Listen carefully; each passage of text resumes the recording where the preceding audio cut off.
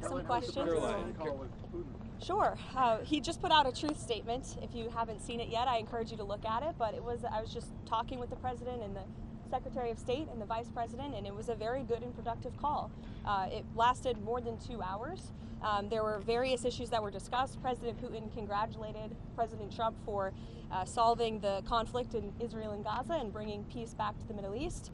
He also thanked the First Lady for her efforts to bring back children and save children in this brutal conflict.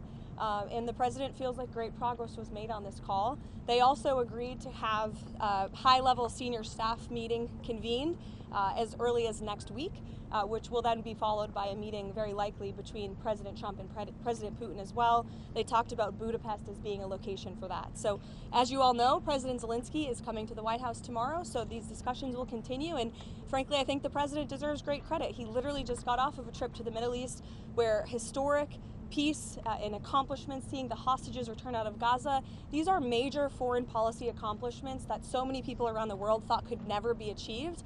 And so I think the president deserves a great deal of credit for doing that, coming home, dealing with so many domestic issues, and then again hopping on yet another call with President Putin and hosting President Zelensky again at the White House tomorrow to try to move the ball forward in peace and end this conflict in Russia and Ukraine. So that's where we are. Caroline, thank you. After their meeting in Alaska, the president was optimistic that he could get Zelensky and Putin together in a room. Does he still believe that he can get the two leaders together sometime soon? I think he thinks it's possible, and he would, of course, love to see that happen. But right now, there were discussions and plans are now being made for the Russian side and our folks, led by Secretary of State Marco Rubio, to meet, and then for President Putin and President Trump to perhaps meet again. But I don't think the president has closed the door on that at all, Mary. Caroline, you said in Hungary possibly when? Well, this call literally just happened, so we will provide you with more details as soon as we can, I promise. On that call, did Vladimir Putin commit to sitting down with President Trump and President Zelensky? He committed to sitting down with President Trump, as President Trump's truth post put out for you. And what do you say what it would take for him to be willing to sit down with Zelensky finally as well?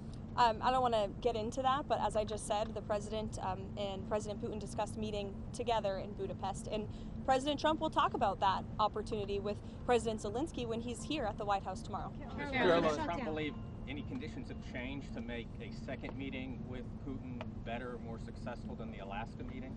I think the president is always willing to take a chance at diplomacy, and this war, he has always said, is going to have to end at the negotiating table, and so he's, he never gives up, and he's willing to pursue it, and that's what you're hearing from the president today. Caroline, Nicholas Maduro. I have a question on the cartel. So yesterday we learned that at least the 5th strike on a boat off of the Venezuelan coast took place.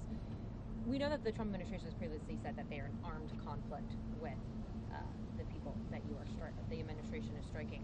Who are these people? And don't you think not only the people, the American people, but lawmakers deserve to know who they are? Narco terrorists who are trafficking drugs illegally to the United States of America. That's who we're in a conflict with. And the president's been very clear, and he's been very transparent about these strikes, releasing classified video, unclassifying that video, declassifying it rather for all of you to see, and to let the public and lawmakers know with each of these strikes. And there should be no surprise for this. The president campaigned on using every lever of power to go after the drug cartels who have been trafficking illicit poison into our country for far too long.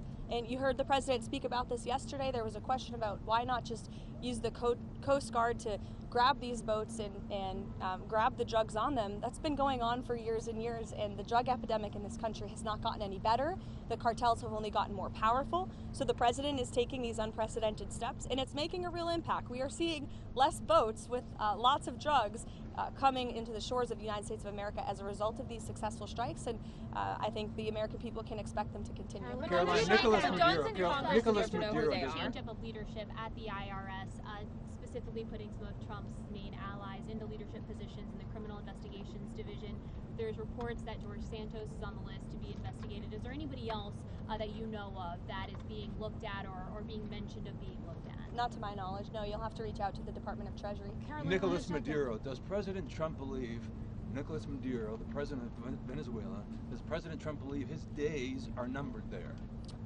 think President Trump believes that Nicolas Maduro is an illegitimate president leading an illegitimate regime that has been trafficking drugs to the United States of America for far too long.